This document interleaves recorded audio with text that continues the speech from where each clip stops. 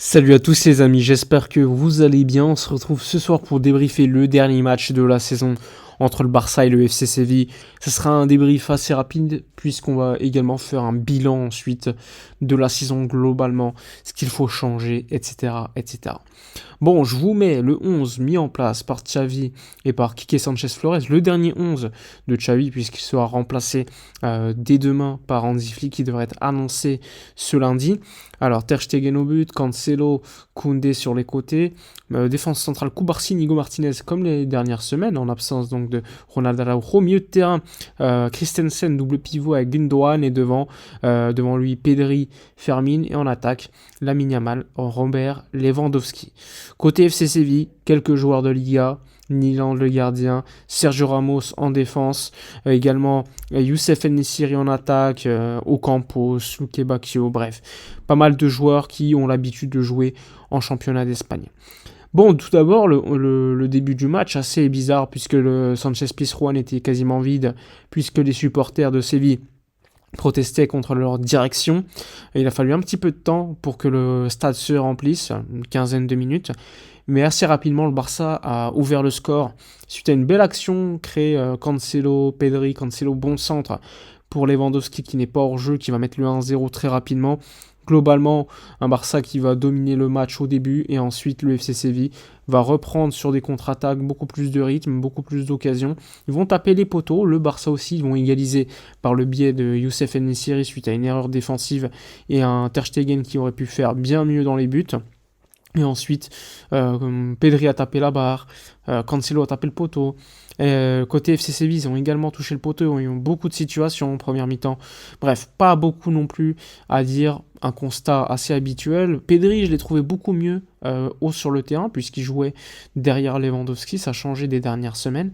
Mais globalement, il n'y a pas beaucoup de choses à dire, hein. C'est assez similaire à ce qu'on a vu dans le jeu, c'est-à-dire beaucoup de problèmes défensifs, quelques situations, on aurait même pu mener au score un peu plus que ça, mais assez habituellement, le Barça se fait égalisé et ensuite le match devient un petit peu fou des deux côtés.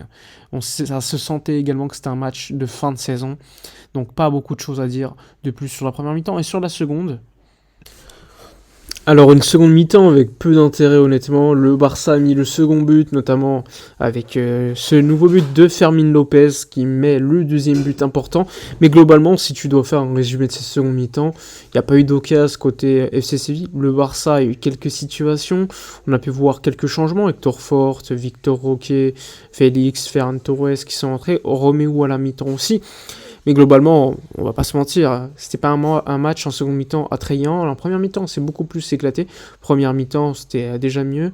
Globalement, un Fermin Lopez qui était au-dessus lors de cette période, première et seconde période. Il est sorti assez tôt, remplacé pour, à mon avis, faire tourner tout simplement en cette fin de saison. Mais je pense qu'il faut noter encore une fois son match parce que c'est encore une fois un joueur surprise qui au début de saison était inconnu avant la pré-saison où il marque son but contre le Real. Personne ne le connaissait. Il devait pas forcément être en équipe première.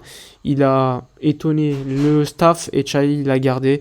Et aujourd'hui, 11 buts cette saison pour Fermin. Je pense que c'est la révélation de la saison avec Lamine Yamal et Cubarsí. Mais bon, il y a tellement de jeunes en fait que c'est compliqué de trouver une révélation. Bon, victoire 2-1 du Barça. Globalement, pas un grand match, encore une fois, même s'il y a eu beaucoup de situations côté Barça, défensivement en première mi-temps, en difficulté.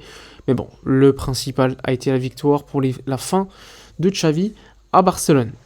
Bon, petit débrief de la saison. Je pense que ce match, il peut résumer assez bien quelques moments de la saison, avec notamment les blessures, je le rappelle, de Baldé, de Gavi qui ont changé beaucoup de choses, puisque on est revenu à une défense avec Koundé à droite, Cancelo a dû jouer à gauche, alors que je le trouvais très intéressant à droite, parce qu'il allait souvent dans l'axe, et d'ailleurs sur le premier but ce soir du Barça, il est assez axial sur le premier but de Lewandowski. Donc ça a été un signe, à mon avis, assez révélateur.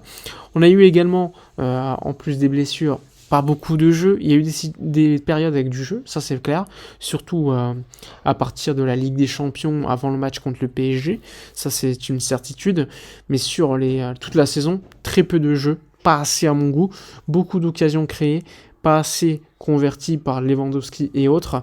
Parmi les XG des pires attaquants en Europe, t'as Darwin Nunez et pas très loin, t'as aussi Lewandowski, même si la deuxième partie de la saison était déjà beaucoup mieux pour le joueur polonais, mais c'est pas suffisant à mon goût. Sinon, on a eu globalement défensivement, je pense, le gros problème de cette saison, ça a été défensivement, puisque le Barça a beaucoup souffert, beaucoup de buts encaissés. On a eu quelques matchs de solidité avec l'éclosion à un moment donné de Koubarsi, mais ça n'a pas duré parce qu'ensuite on prenait beaucoup trop de scores, beaucoup de blessures. Ronald Araujo s'est blessé par moment.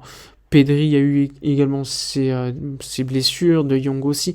Il y a eu à chaque fois besoin pour Xavi de bosser avec ses blessures, mais bon, c'est le rôle d'un coach aussi, et les saisons d'avant, il a aussi connu ça. Bref, une saison compliquée, pas de titre, on s'est fait éclater lors des Classicos en Supercopa. En Liga, on méritait beaucoup mieux à chaque fois que les défaites, mais bon, le championnat a été décidé assez tôt dans cette saison. Le Barça finit deuxième, c'est la moindre des choses pour jouer la prochaine Supercoupe. Quart de finale de Ligue des Champions, il y a beaucoup de frustration parce que je pense qu'on aurait pu même aller en finale vu le tableau qu'il y avait. Encore une fois, ce carton rouge de Ronald Araujo contre le PSG a beaucoup pesé. Les erreurs défensives de Cancelo aussi. Ter Stegen a également sa part de responsabilité. Sans oublier qu'il y avait Iñaki Peña qui était titulaire pendant une bonne partie de la saison aussi. À noter qu'on a beaucoup souffert à ce moment-là au niveau des buts. On prenait 3-4 buts à un moment donné par match, c'est pour vous dire. Bref, une saison compliquée à oublier à Hansi Flick qui arrive normalement les prochaines heures. Donc beaucoup de travail au niveau du mercato pour renforcer l'équipe et tactiquement avec le coach allemand. Donc on a hâte de voir ce qui va se dérouler. Bref, voilà pour la vidéo de la journée, un petit peu bilan. N'hésitez pas à donner votre avis, likez, commentez, partagez. Je vous dis à la prochaine et d'ici là, comme d'habitude, portez-vous bien.